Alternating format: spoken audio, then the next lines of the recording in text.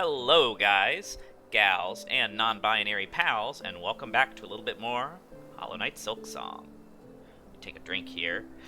Last time, we finally beat the entourage of enemies at the top of the Conductor's Tower, and ascended to the peak of Pharloom where we met Lace a second time and defeated her, claiming her silk heart in the process. Now, we ascend to the very peak of Pharloom and meet the being responsible for everything going on in this kingdom. Let's go. It would be nice to have more shell fragments, but, you know, c'est la vie. The cradle. We're surrounded by cages similar to the one we were brought here in.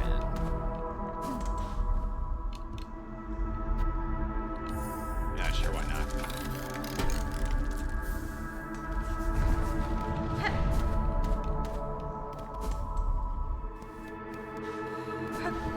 At the height of it all, these platforms similar to the ones in the dream sequences of the all game.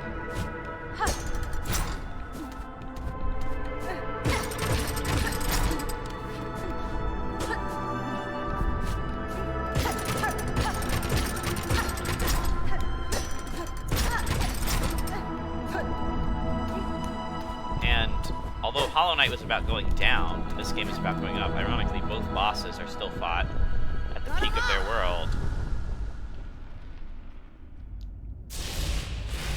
Ladies and gentlemen, the pale being...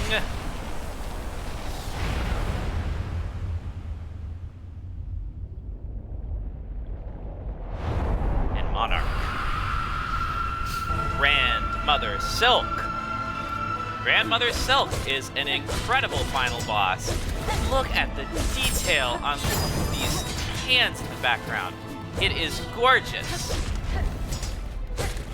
She is going to have some attacks which kind of parallel some of the Radiances, I feel, actually.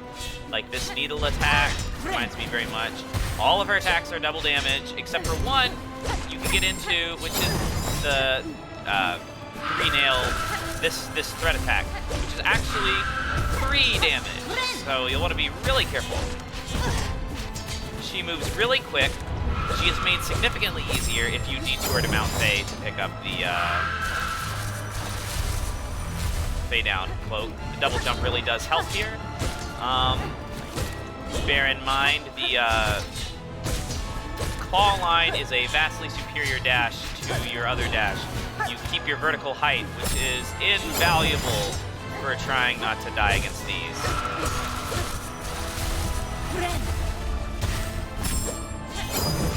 Oof. You can parry a lot of her attacks. Alright, phase 1 is complete. Be very careful here, things get nasty. She starts using her silk to bring things up around her. And she returns. But now with significant parts of the battlefield blocked off, and I died. But that's okay. As a final boss, amazing and climactic, although probably not the hardest boss in this game or close. Probably many of the, oh man, I should have unlocked the other shortcut way. Okay. Not really a big deal. Okay.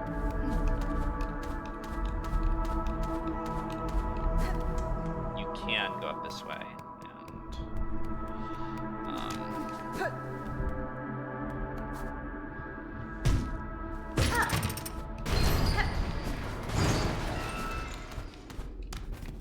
yeah. Anyway.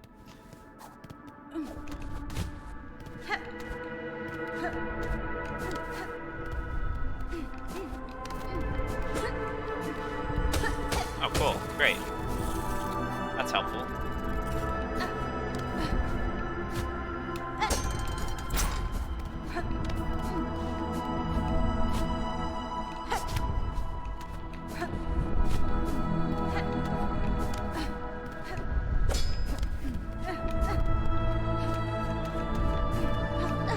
You always have your choice of when you challenge her.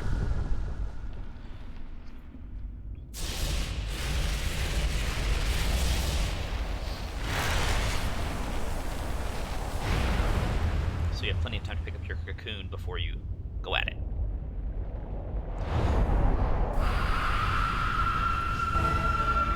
Grandmother Silk is interesting in a lot of ways as a name, because it turns out, if you follow through the memory, the lore a little bit more, you don't even have to get into Act 3 to see this, I think. Grandmother Silk is actually Hornet's grandmother. The name is a bit of a double entendre. It refers to the fact that she is the grandmother of all the beings here in Pharloom and the kingdom at large because of her influence, but she also is Hornet's literal grandmother. Hornet's mother, Hera the Beast, was a first-generation weaver, meaning sired directly by Grandmother Silk here, by converting a regular spider into a powerful being, which explains why the weavers are so powerful. They're direct children of Grandmother Silk. Well, there's the free mask attack. But because Hornet is the daughter of Hera, who was a first-generation weaver, that makes Hornet literally, or makes Grandmother Silk literally Hornet's grandmother, which is kind of cool. Which I guess means Lace is our aunt, and all of Silksong is really about family drama. Didn't think about that. It's kind of like how Steven Universe is technically a show about two different families grieving in two very different ways. I know I just made somebody cringe with that reference, but it's true. It's how it works. So, anyway.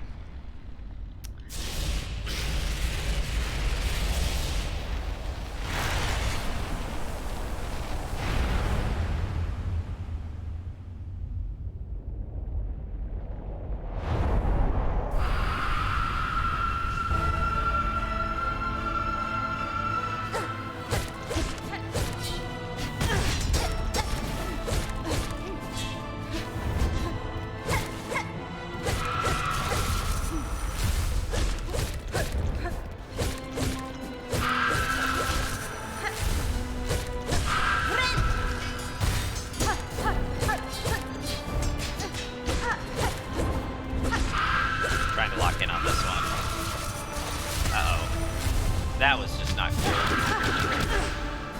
Yeah, see, 3 masks of damage. There is an attack in the secret final boss of this, we get to Act 3, which also has its own similar attack, I believe, if I remember right.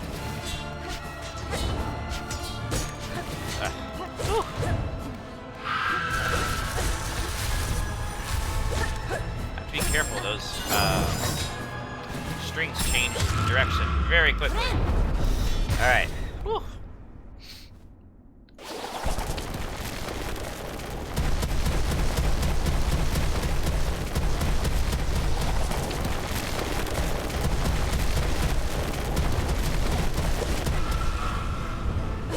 Her body is very interesting to me. I guess it's supposed to be like her whole body is a spool of thread. It makes me wonder what the origin, I guess that's part of the mystery, is that they're gods and stuff. It makes me wonder what the origin of, oh, I forgot she does this. The origin of some of these pale beings, like her and Pale King are. And if it's possible for bugs to have intelligent life without them. Oh, shoot. Oh, fudge stickles. Hey, I didn't curse that time. Ah. Well, drat.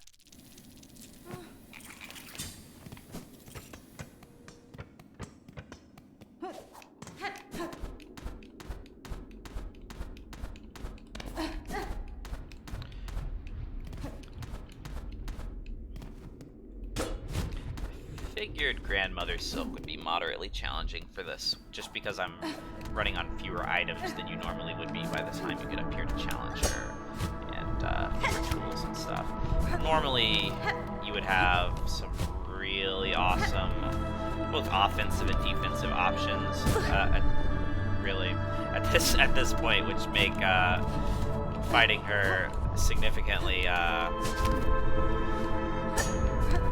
more manageable. In addition to having more masks and more spools. As you can see, I'm already getting pretty far without even really trying. Not trying, but without even really having it. We're very close. That phase where you see me on is the last phase, so just a little bit more upgrades and you'll be fine with her.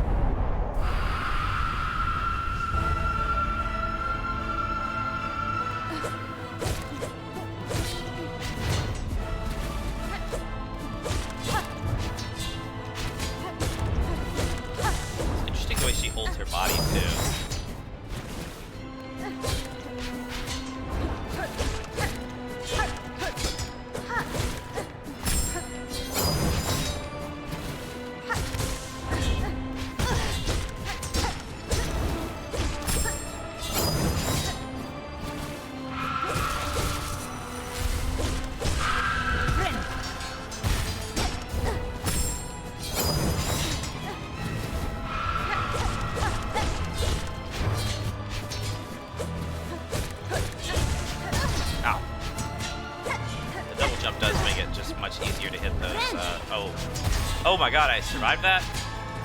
Yeah, she missed. That's crazy.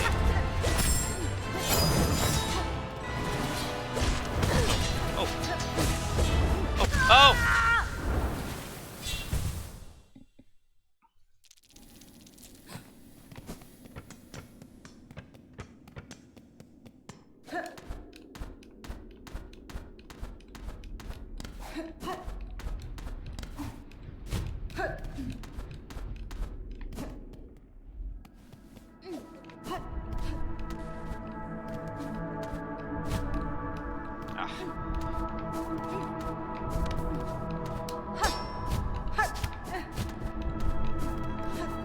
Oh. Damn it. This is much easier with the double jump.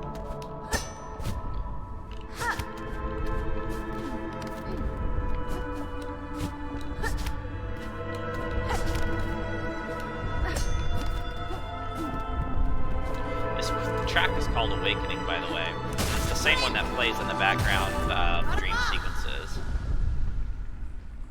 Beautiful. Simply divine, if you will.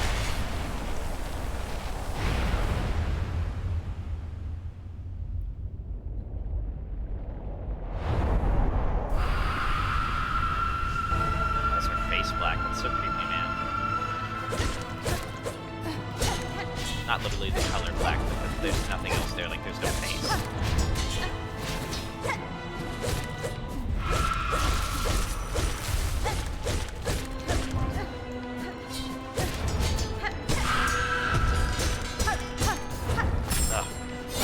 Oh, shoot, I'm having an itch in my nose. Dang it. Now is not the time, body.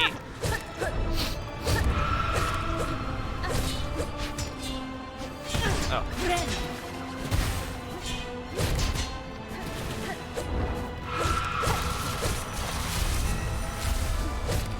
Sure, there has to be an algorithm they use to determine how the silk crosses the screen in this so that it's actually avoidable.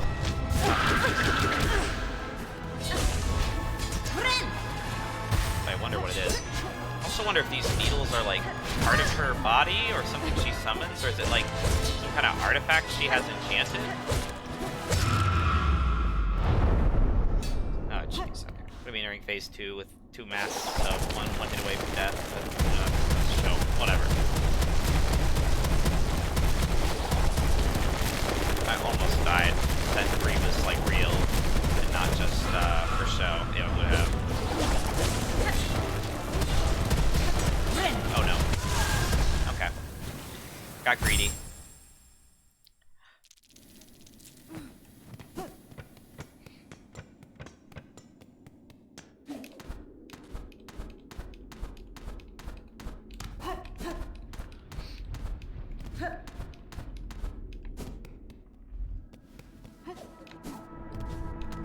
I hate how, like, the levers disappear upon subsequent runs of this. I don't know why it's like that.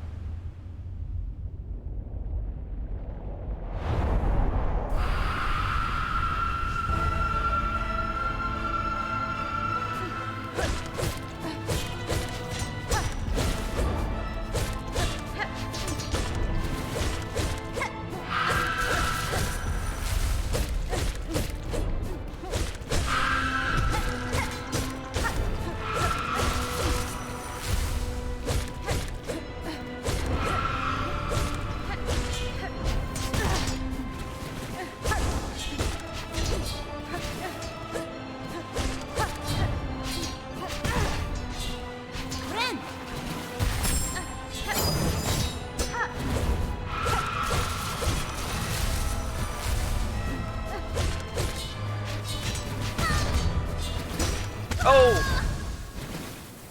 Bollocks.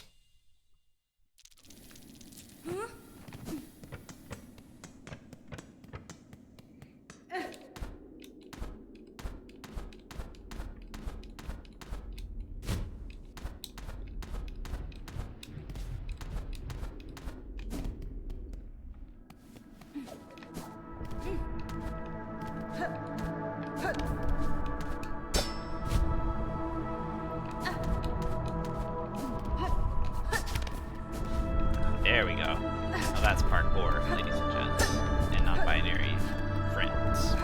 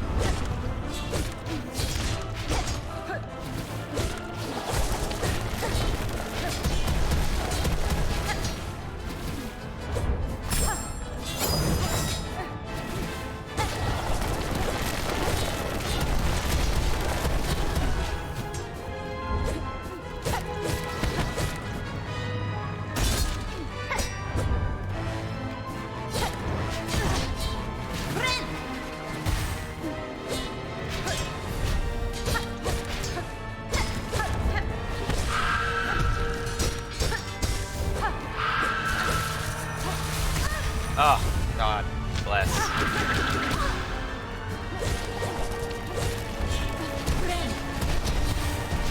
Ah, nuts.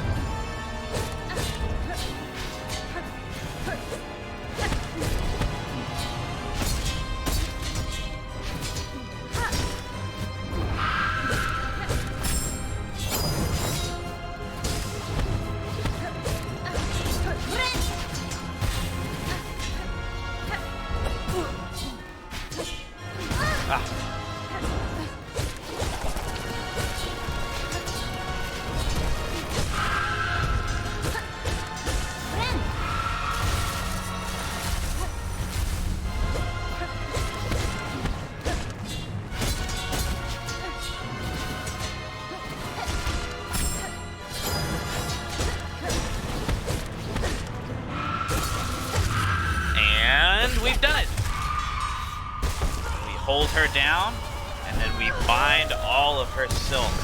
The only way to defeat a being such like that. And in doing so, we become something maybe more than she was.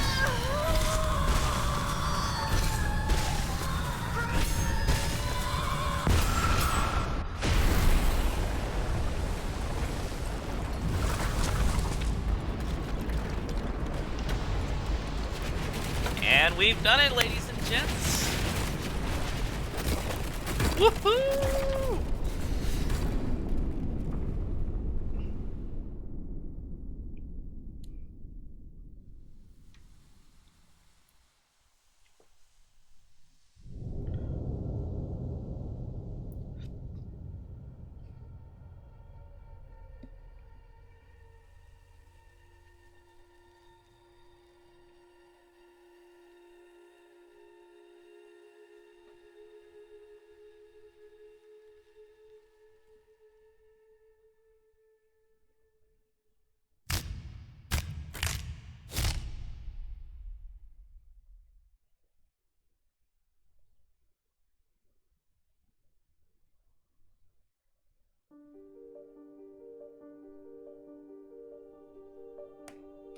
Well, guys, gals, and non-binary pals, thank you for coming along with me on this journey.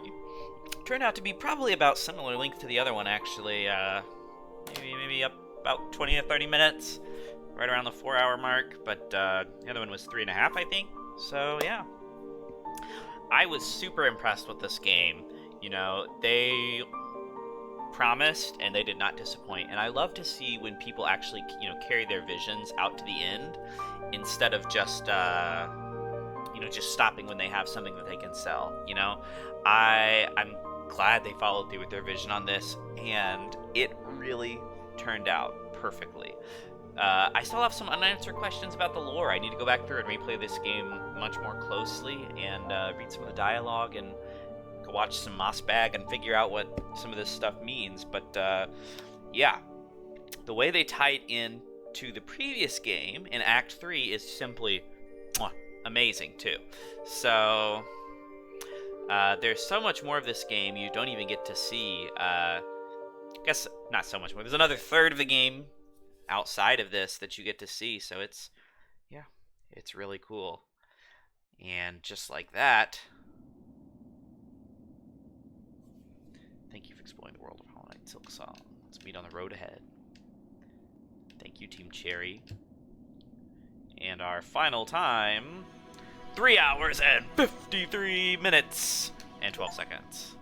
We did it! Thank you, thank you. And with that, that is all. I'll see you all again for another game soon. Stay safe in this brave world of ours, and enjoy. Adieu.